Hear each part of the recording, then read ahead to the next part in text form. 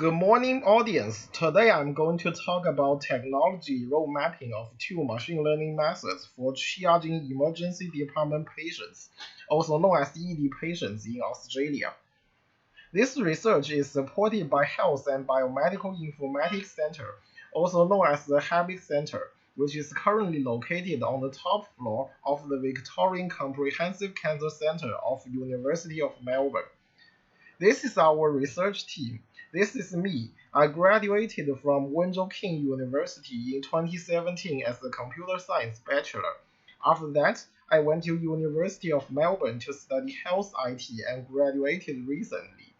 My research interests include health informatics data quality, data model and standards, as well as innovative technologies and trends evaluation, which is exactly what is done for this research.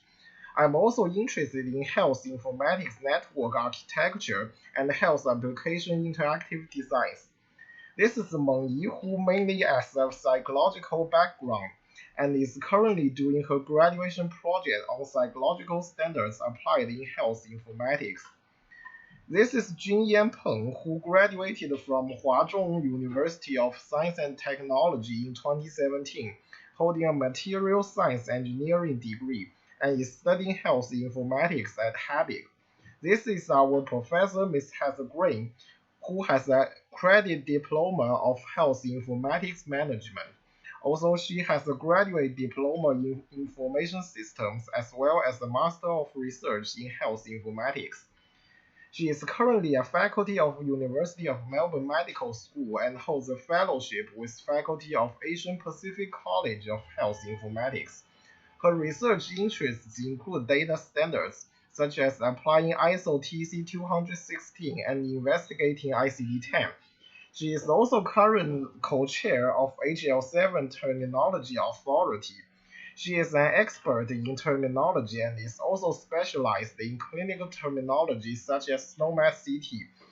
She has experiences in research related to health data quality and development of electronic health records. Back to the problem of how are patients triaged in Australia. Well, it is as easy as two steps. Firstly, a clinician, who is usually a nurse, conducts a very short interview with the incoming patient. Then the clinician just decides the triage results of their patients from the 5 categories of resuscitation, emergency, urgent, semi-urgent, and non-urgent. This approach looks so easy at the first glance, but really it might lead to two problems. One is that patients are very likely to be wrongly classified because they simply triaged by a short interview manually. Secondly, another problem led by this problem is that potential delay of treatment might happen, which is fatal under the context of ED. Those concerns can be supported by data from Australian Institute of Health and Welfare, in short AIHW. From table 5.2, if we look at the table, we can see that the highest number can be found in resuscitation, which is 100% seen on time, and is not a problem. The problem occurs as patients are slightly not with that severe conditions.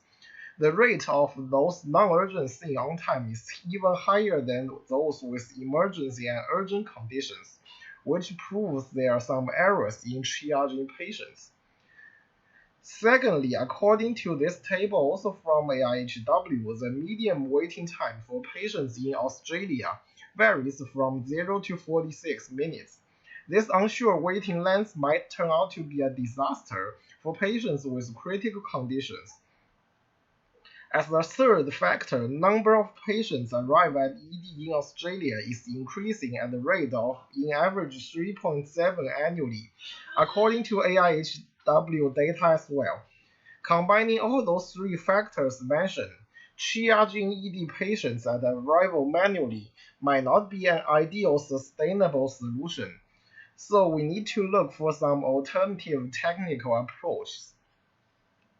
After talking about background of this research, I am also going to talk about the options we proposed as well as our findings and potential future works. In order to look for potential solutions, we conducted a systematic literature review to hopefully get some answers of applying IT methods in triaging ED patients at arrival. We've looked for discrete event modeling solutions in ED, but this technique is neither patient-centric nor precise to each patient. What I mean is that DEM does optimize the overall workflow of ED, but it cannot assign a precise category for each patient at arrival, and thus failed to address our issues. We've also looked some machine learning approaches, but those machine learning methods are mainly focused on patients' outcomes at only one level, for example, as proposed by Scott Matthew and etc. They cannot predict a category of an arrival patient from 5 categories either. We've also tried to look at automated triage in Australia, but were not able to find any relevant solutions from our research till this paper was accepted. Therefore, we propose 2 machine learning methods that might appropriately under this context. One is the Naïve Bayes method, which is proposed based on the large epidemiological data available. Another is the neural network method, which could be developed based on the National Patient Health Records, MyHealth records available since 2018.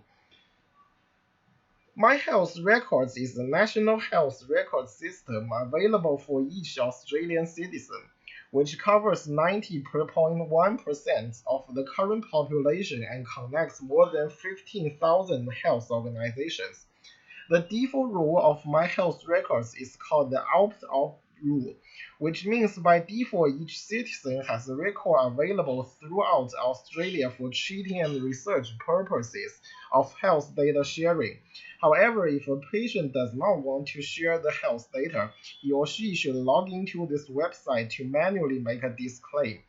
Therefore, if a patient travels from Melbourne to Brisbane and got ill in Brisbane, the patients can simply be treated in Brisbane by doctors in Brisbane, access all the patient data containing patient's history from this national patient document.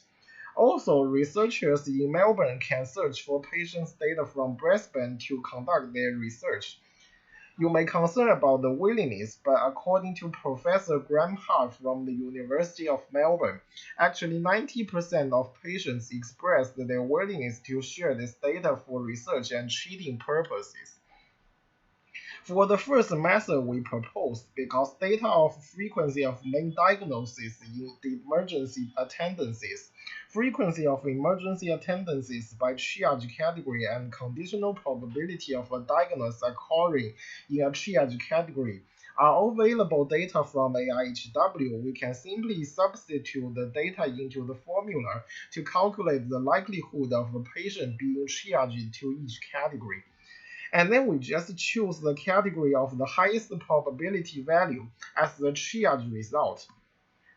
For the second method we propose, we can use the 5 triage categories as the output labels of a neural network, while each feature of the arriving patient is clear from MyHealth record.